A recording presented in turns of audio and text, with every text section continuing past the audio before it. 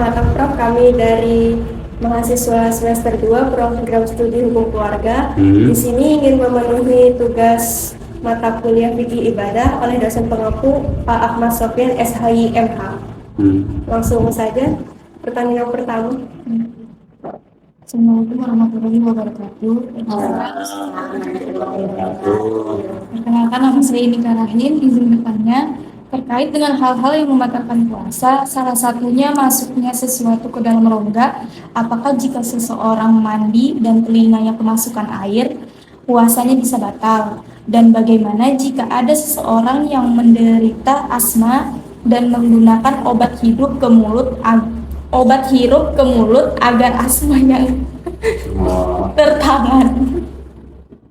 Kalau mandi terus tidak sengaja masuk ke telinga, menurut saya nggak batal puasanya, ya kan?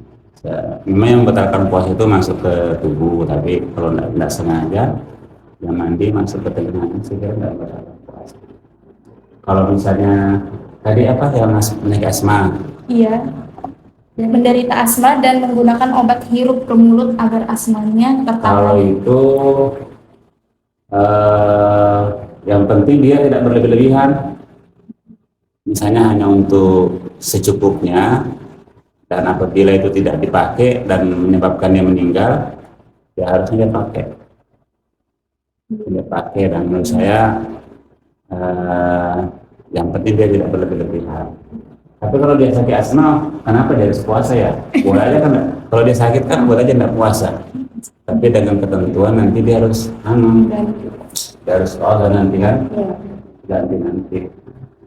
Jadi kalau dia asma sudah tahunan, sudah tidak mungkin sembuh lagi, ya mungkin dia tidak qada, tapi itu dia kalau sakit terus menerus dan tidak ada harapan sembuh lagi. Tapi kalau dia kan dalam Al-Quran kalau dia ingin bersungguh-sungguh untuk melaksanakan puasa, maka lebih baik bersungguh-sungguh itu dia berusaha untuk menahan berusaha untuk tidak minum, sungguh-sungguh untuk tidak asma, berusaha untuk tidak minum lah kalau bisa. Nah, itu lebih baik. Ya, dia memang benar-benar serius untuk beribadah, berusaha semaksimal mungkin. Tapi kalau misalnya yang menyebabkan dia mungkin nanti bisa meninggal, ya boleh saja dia pakai, tapi nggak boleh berlebihan. Karena itu membatalkan puasa sih menurut saya. Dan mestinya nggak puasa aja dia. Iya kan? Terus apa lagi? Yang kedua, bagaimana pandangan Prof dengan najis yang ada di vaksin, misalnya seperti vaksin AstraZeneca kemarin? Karena yang katanya rumornya ada babinya, mengandung babi.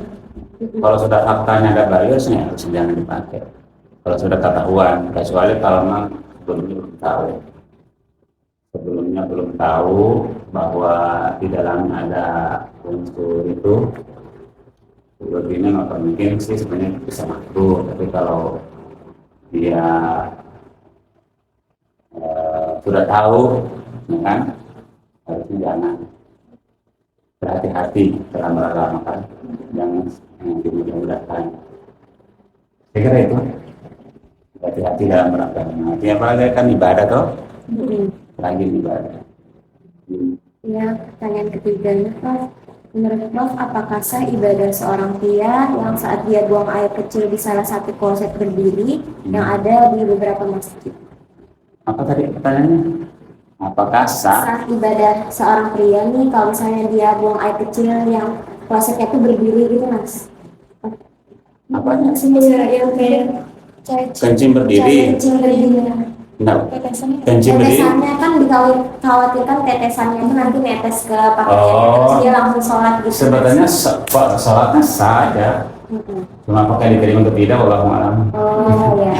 Yang penting dia ini kan melaksanakan rukun sholatnya, sunat sholatnya. Kan sholat itu kan diawali dengan takbiratul ihram, ada bacaan, ada gerakan, diawali dengan takbiratul ihram, dia dengan salam, Nah, kalau itu dilakukan, maka tentunya sholatnya sah. Tapi kalau misalnya dia layak stabil body, tidak berhati-hati dalam kencing, ya bisa saja puasanya sholatnya jadi pahalanya hilang. Karena ini kehati-hatian sih memang. Ada hadis Rasulullah mengatakan siksaan di kubur yang paling ringan itu adalah orang yang kencing berdiri. Lalu lihat layak stabil memboli, tidak berhati-hati dalam kencingnya. Jadi ada percikan-percikan yang dipakai sholat, nanti bisa mengurangi sholatnya, merusak. Pokoknya sah ya sholatnya. Jadi laksanakan rukun, tapi mungkin pahalanya jadi ada. Ya, saya kira begitu. Pertanyaan selanjutnya, bagaimana pandangan Prof jika seseorang melaksanakan ibadah namun menggunakan pakaian yang ketat dan hanya sekedar menutup aurat? Sekedar menutup aurat. Tapi kan auratnya kan udah tutup ya. Nah, memenuhi syarat untuk syaratnya. Kan syarat adalah menutup aurat. Apabila dia menutup aurat maka syaratnya jadi sah. Cuma kalau dia ketat itu etikanya jadi bermasalah. Masa mau menghadap kepada Allah pakaiannya begitu kan? Nah, di hadapan presiden aja atau pejabat-pejabat kan kita harus bisa memperbaiki pakaian beretika lah gitu ya. Harus ada etikanya. Nah, kalau ada orang yang salatnya pakai ketat-ketat begitu ya, menurut saya itu etikanya kurang bagus. Tapi menurut saya itu salatnya tetap sah. Yang penting ya menutup aurat. Kalau menutup aurat ya. Yang terakhir, mohon nasihat Prof kepada kami para mahasiswa yang penuh ilmu agar semangat mencari ilmu serta ilmu yang kami peroleh berkalian bermanfaat. Ini kan jurusannya hukum ekonomi ya. Nah, jadi kalau dalam kurikulum program studi itu ada 3. Pertama ada mata kuliah yang penciri negara. Mata kuliah penciri negara itu agar mahasiswa tetap mencintai tanah airnya. Ada mata kuliah Pancasila kan? Ada mata kuliah bahasa Indonesia. Ada ya? Ada civic education, Pancasila. Nah, itu namanya mata kuliah penciri negara. Agar para sarjana itu tetap cinta tanah airnya. Dia memahami ideologi negaranya. Itu yang pertama. Kemudian yang kedua, mahasiswa itu harus di struktur kurikulum itu dia namanya ada mata kuliah penciri institusi. Penciri institusi itu nama kampusnya kan UIN ya, Universitas Islam, ada Islamnya. Maka mahasiswa itu harus bisa menguasai ilmu agama, ya kan? Di sana ada mungkin ulumul Quran ya, paham tentang ilmu Al-Quran. Ya, ilmu Al-Quran itu banyak sekali, mulai dari qiraatul Quran, nuzulul Quran, munasabah Quran, qisasul Quran, rasmul Quran, kitab-kitab tafsir. Juga penciri situ-situ mahasiswa harus bisa menguasai ilmu ulumul hadis, sejarah peradaban Islam, ada fikih dan sebagainya. Yang kedua. Kemudian yang ketiga, dia harus menguasai struktur ilmu keprodiannya dia. Hukum keluarga itu adalah struktur ilmunya. Mahasiswa harus betul-betul menguasai ilmu-ilmu yang berkaitan dengan hukum keluarga. Mulai dari pernikahan ya, perceraian, harta warisan, mungkin apa lagi? Perwakapan mungkin juga, warisan, apalagi zakat. Ya fikih ada fikih ibadah, fikih muamalah, fikih macam-macam itu ya. Nah, benar-benar itu kalian harus bisa menguasai itu, mulai dari dalil-dalilnya ya, tentu menguasai dari naklinya ya, ayat-ayat Al-Qur'annya yang berkaitan dikuasai, terjemahannya, tafsirannya. Kemudian juga mungkin ada dari naklinya. Setelah itu pandangan-pandangan para ulama, ulama-ulama klasik gitu ya, pandangan-pandangan ulama klasik dikuasai semua itu. Kemudian ulama-ulama kontemporer, perbandingan antara pandangan-pandangan ulama klasik, ulama kontemporer, tentu ini semuanya harus dikuasai oleh mahasiswa hukum keluarga. Jadi itu tidak main-main ya, tidak main-main, itu serius. Jadi dengan 3 hal tadi, ada ciri negara, ciri kampus, institusi, ciri program studi, biasanya juga ada ciri fakultas, tapi biasanya langsung ke prodi. Itu otomatis kalian menjadi sarjana hukum keluarga yang benar-benar memiliki kompeten. Profil lulusannya benar-benar menggambarkan sarjana hukum keluarga yang punya kompetensi. Satu ya. Kemudian yang kedua, ternyata orang sukses itu tidak hanya berilmu, saja, tapi orang sukses itu ilmunya harus ada etikanya, ada akhlaknya. Akhlak itu kan banyak macam-macam ya. Ada akhlak kepada Allah ya, berarti kan sambil sungguh-sungguh belajar ilmu tadi yang saya sebutkan, tentu spiritualitasnya harus kuat.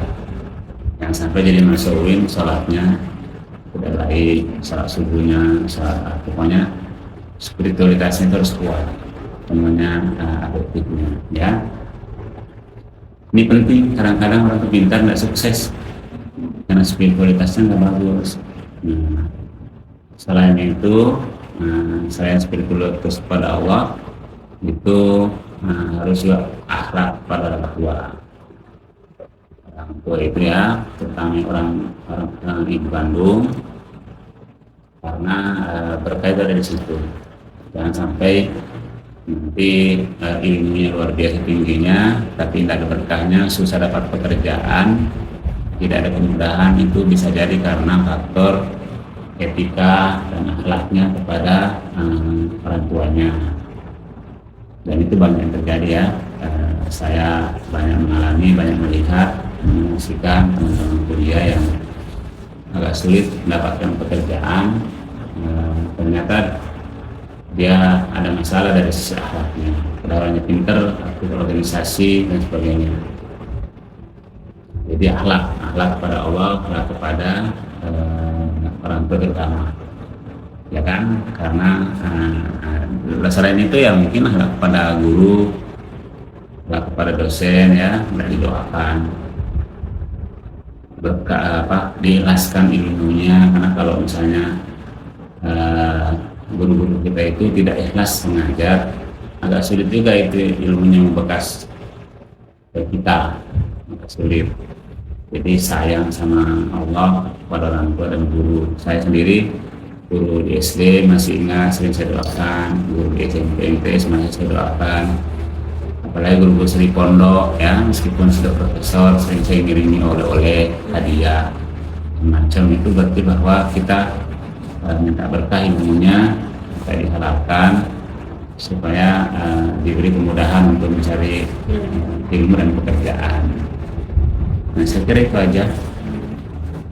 Nanti setelah sarjana banyak berteman dengan banyak silaturahim, banyak berteman, itu rezeki akan datang. Itu ya. Jadi itu pesan saya untuk kalian masih muda. Ya masih semester 2 kan? Iya.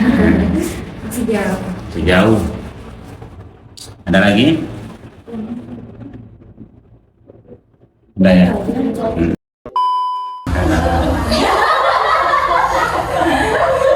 Pak Sofian.